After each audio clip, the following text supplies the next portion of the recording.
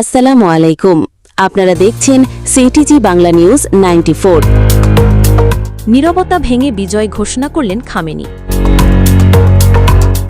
ঘুমন্ত বাঘকে Zagallo Israel.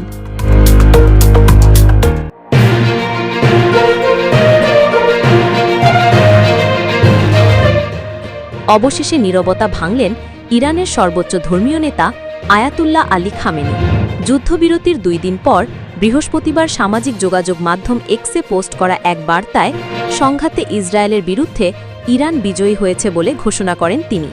পোস্টে খামেনি বলেন, প্রতারণাপূর্ণ জায়নবাদী শাসক গোষ্ঠীর বিরুদ্ধে বিজয় উপলক্ষে আমি দেশবাসীকে অভিনন্দন জানাচ্ছি। সবকিছু শুরু হয় এক ভয়ানক আগুন দিয়ে। ইসরায়েল প্রথমে হামলা চলায় ইরানে। আকাশপথে ক্ষেপণাস্ত্র উড়ে যায় ইরানের গুরুত্বপূর্ণ সামরিক ঘাঁটিতে। বিস্ফোরণ, ধ্বংস, হতাহত।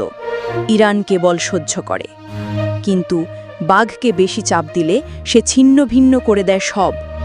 ইরান এবার জবাব দেয় সরাসরি আঘাতে। তাদের ড্রোন ও ক্ষেপণাস্ত্র হামলা ধ্বংস করে দেয় ইসরায়েলের একাধিক স্থাপনা।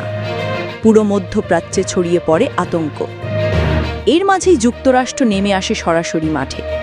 সাবেক প্রেসিডেন্ট ডোনাল্ড ট্রাম্প ইসরায়েলের পক্ষ নিয়ে হামলা চালান ইরানে। মার্কিন ড্রোন, যুদ্ধবিমান আঘাত হানে ইরানের ঘাঁটিতে। ইরান এবার চুপ করে না। পাল্টা প্রতিশোধে তারা যুক্তরাষ্ট্রের ঘাঁটি গুঁড়িয়ে দেয় একে একে, গাটিয়ে গাটিয়ে। ইরাক, সিরিয়া, আফগান সীমান্ত সবখানে মার্কিন অবস্থানে আগুন। বিপর্যস্ত বিশ্ব। জাতিসংঘ শান্তির ডাক দেয়, যুদ্ধবিরতির প্রস্তাব আসে। কিন্তু ঠিক সেই সময় ইরানের সর্বোচ্চ নেতা আয়াতুল্লাহ খামেনি ঘোষণা দেন, আমরা শান্তি চাই, কিন্তু আগে প্রতিশোধ চাই। এরপর শুরু হয় শেষ আঘাত। ইরানের কণ্ঠে গর্জন।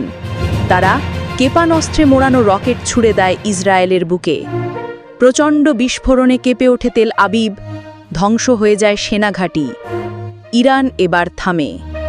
বুক ভরা প্রতিশোধ, দীর্ঘদিনের জমে থাকা রক্তক্ষয় সবকিছু শেষ করে সে শান্ত হয়। এবং এরপর যুদ্ধবিরতির টেবিলে আসে ইরান। কিন্তু তখন বিশ্ব বুঝে গেছে, ঘুমন্ত বাঘ জেগেছে এবং সে যা চেয়েছে তা নিয়েই তবে সে থেমেছে।